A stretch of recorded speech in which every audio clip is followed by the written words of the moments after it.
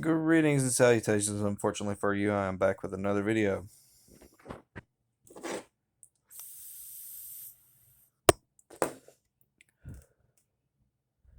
But anyway, just want to do that. By the way, Eric has asked this question: what in the world is this black dot been on the inside of my palm for the last few videos? This is a blood blister. This is healing up. So there's nothing on my hand. In fact, quite the opposite. It's underneath.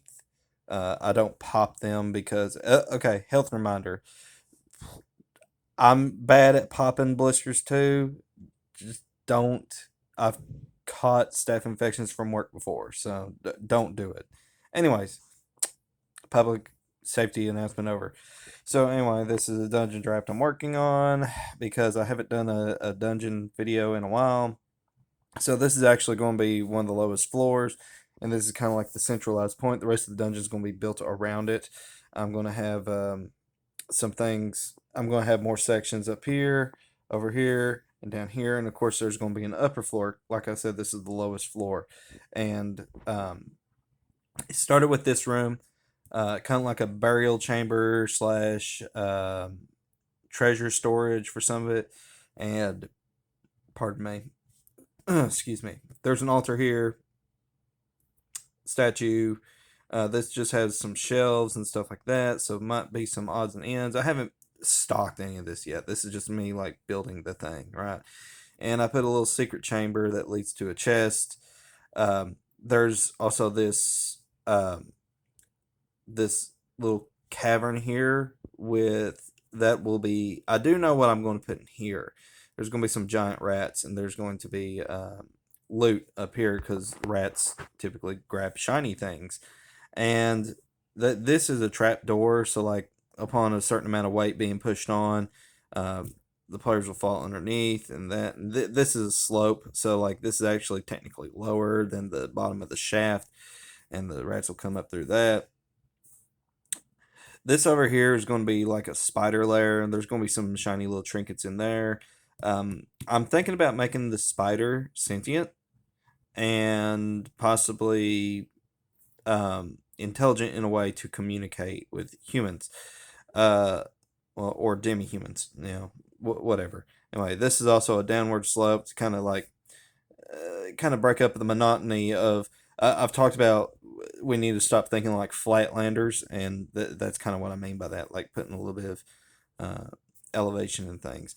And there's going to be a cave system that leads off up here. This will be right next to the dungeon. I like cave systems that break into dungeons. I like because it breaks up the monotony. Like you can have a small cave system, and this is going to be. I decided that this is probably going to be like goblins or possibly kobolds, and they're going to have a watering hole here. But the watering hole is going to be kind of dangerous. I'm going to put like just a giant frog or something like that lives in the water here, and anytime these kobolds or goblins or whatever I decide, it's going to be one of these small humanoid monsters, right?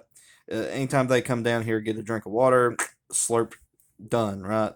So they're gone. So the frog has food, and the goblins or kobolds again haven't decided. Tiny people. We're just going to call them tiny people. So the tiny people are going to have a ladder that leads up into another part of the cave system, up, a floor up.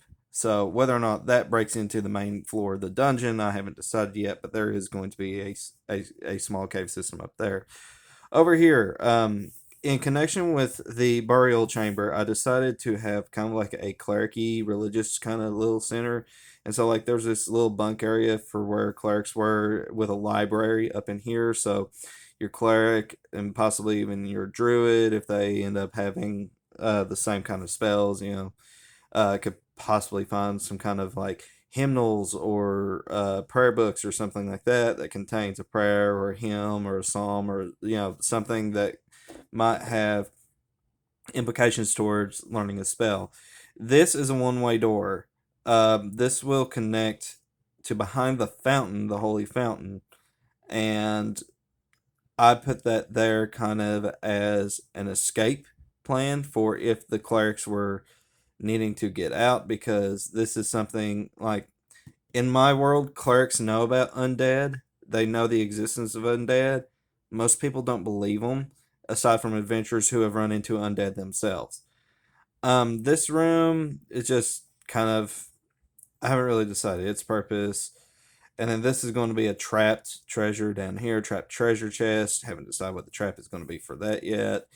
And then over here, I've got kind of like this big main chamber, which was kind of like the central focal point where like some of the big loot is going to be. And by the way, you notice these L's in circles, that means loot on my maps, and little boxes with C's indicate chests. So not every treasure is going to be in a box. It's going to be loose. Maybe you have to pick it up, go through it.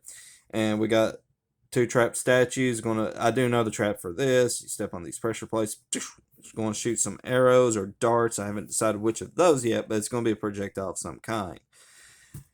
And again, you see some like what I'm talking about with like stop thinking like a flatlander. You're going to be going down these steps into the main hall itself, right? And then there's these series of steps that lead up to where like offerings were made before this statue, which is on a dais, and that's what that symbol is.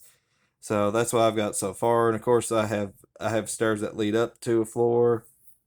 We have this ladder that'll lead up to a floor. Uh, how many floors up they go? Not a clue yet, right? Because I like to have stairs that might go more than one or two levels. Um, and again, I'm going to add sections on here, here, and here. And this is, yeah, like I'm just trying to make a very fun adventure.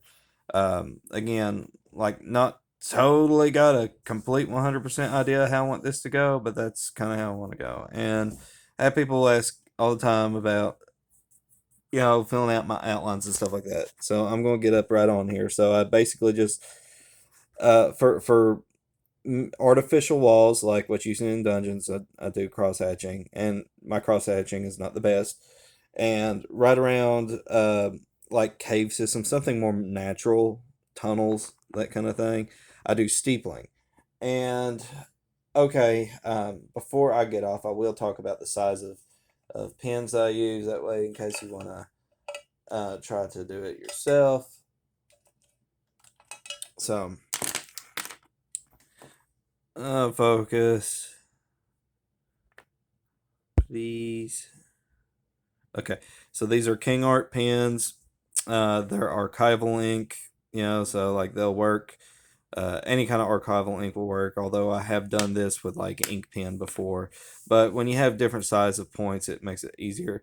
My big outlines to imply solid walls, I use a number 8.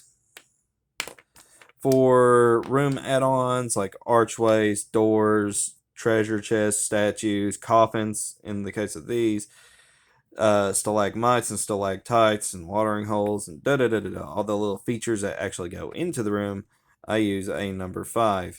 And for my steepling and cross hatching, I use a number 1. Now, sometimes I get a little frisky and decide to like fill in the grid to make it more solid. However, I'm getting away from that because I feel like my style of art makes it look a little too busy. But for those of you that do want to go that route, A005 will be your friend on that one. They look really good. Again, the reason I don't do it is because just my skill level on making these things, I'm no artist. Whenever I try to do that, it just makes it look busy and I'm unhappy with the result. So, and as far as whenever I'm going to number these rooms, um, honestly, I've got a number 2 right here. That'll work, but it's so similar to a number 1 that I might just ink pen it. So, anyways, as always, guys, take care. God bless. See you on the other side.